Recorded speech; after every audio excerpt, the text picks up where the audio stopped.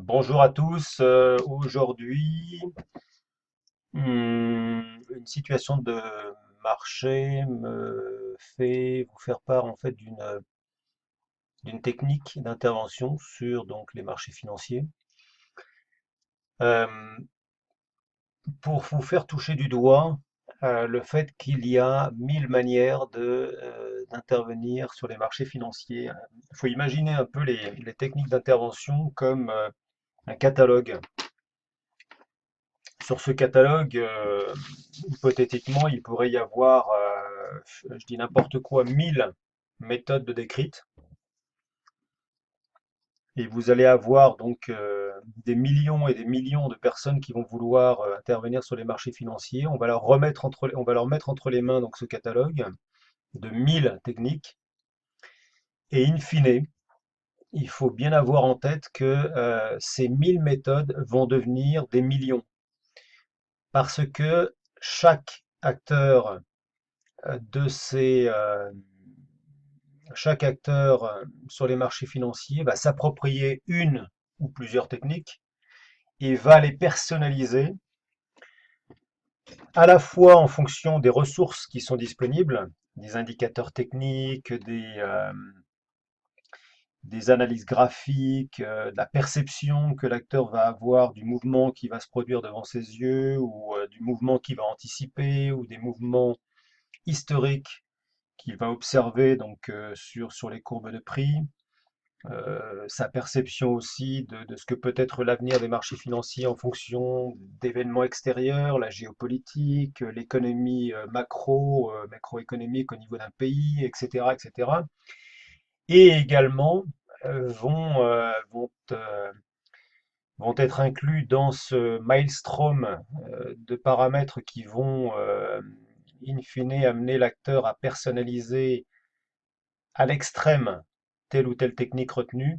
Ça va être aussi sa psychologie.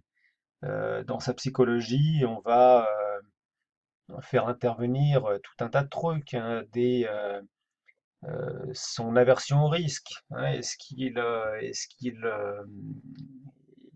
qu'il aime prendre des risques ou pas? Sa propension à intervenir à la journée, à l'heure, à la minute, à la seconde parfois, ou à la semaine, ou au contraire avoir des positions qui vont durer des mois et des mois, etc., etc. Donc on est vraiment, bon, pour ceux qui visualisent cette vidéo là, je suppose que vous vous intéressez de près ou de loin à intervenir sur les marchés financiers. Soit c'est déjà fait, soit vous envisagez de le faire, mais il faut vraiment avoir en tête que on est très très loin de l'image du trader du film Wall Street avec Michael Douglas, qui est sans arrêt devant ses écrans, qui va faire des performances de 500, 1000, 5000% par an, etc., etc. Euh, Il y a des manières d'intervenir qui sont extrêmement pépères et d'autres qui sont extrêmement stressantes. Il y en a pour tout le monde en fait. C'est ça qu'il faut retenir. Voilà, donc comme introduction, et donc pour illustrer une technique parmi de très très nombreuses, je vais vous présenter une technique que je pratique en complément de la technique très très pépère et très très sécurisée que que je mets en œuvre déjà depuis des années et que je pratique donc.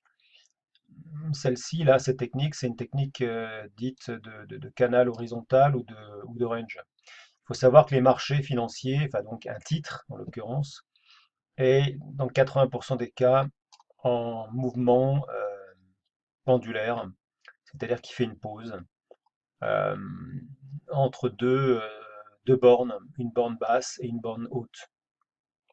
Je vous passe les détails de vocabulaire pour l'instant. Mais voilà, après avoir fait une envolée, là c'est un titre qui s'appelle JD, je crois que c'est un titre dans le domaine de l'Internet en Chine. Voilà, il a fait une belle belle envolée à partir de décembre 2016. bah, ça correspond toujours à peu près à la même période, hein, où Trump est arrivé au pouvoir. Donc là, il y a eu la peur, et puis boum, l'envolée, l'euphorie, etc., etc. Et donc là, on est dans ce qu'ils appellent en fait aux États-Unis le Trump trade, hein, le trade de Trump, où on est vraiment dans une euphorie assez marquée des marchés. Sachant que bon, voilà, ils espèrent que Trump pourra faire passer pas mal de lois de son programme et qui vise à fluidifier, accélérer la croissance des États-Unis. Bon, ça reste de l'hypothétique. En tout cas, voilà, le titre JD, après avoir dessiné un mouvement euphorique, se stabilise.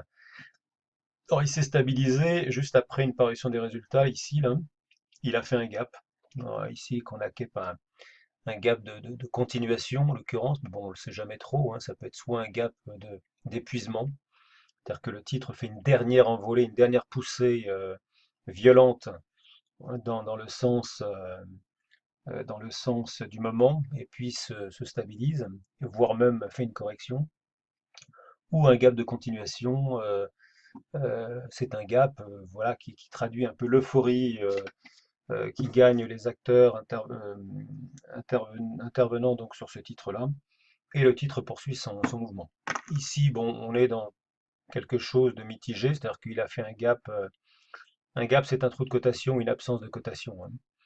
C'est-à-dire que là, par exemple, on était le 5 mai, et bien le 8 mai, c'est-à-dire le lundi qui a suivi, les offreurs, hein, c'est-à-dire ceux qui souhaitaient acheter ce titre-là, ont fait un prix euh, minimum à l'ouverture, on était à 37,88, et donc le 5 mai, on était à 35, pardon, en clôture, on était à 35,78.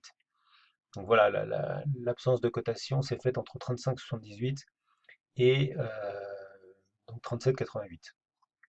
Et depuis, donc le titre oscille entre une borne basse située à 37, 37,70 à peu près et 30 et 42. 42 chiffres ronds, bon, qui n'est pas majeur, hein, les chiffres ronds majeurs, ça va être 40, 45, etc. Et donc là, la tendance, donc on va la chercher donc sur du weekly, de l'hebdomadaire. On observe que la tendance marquée, historique, est haussière. Et donc on revient en daily. Et l'idée va être, alors bon voilà, hein, il y a d'autres subtilités qui interviennent, hein, il y a 1000 subtilités entre guillemets qui interviennent, mais l'idée va être de jouer ces mouvements de marché à l'intérieur de ce canal horizontal. Hier, j'ai pris donc une position, alors j'avais commencé, je crois, à peu près ici.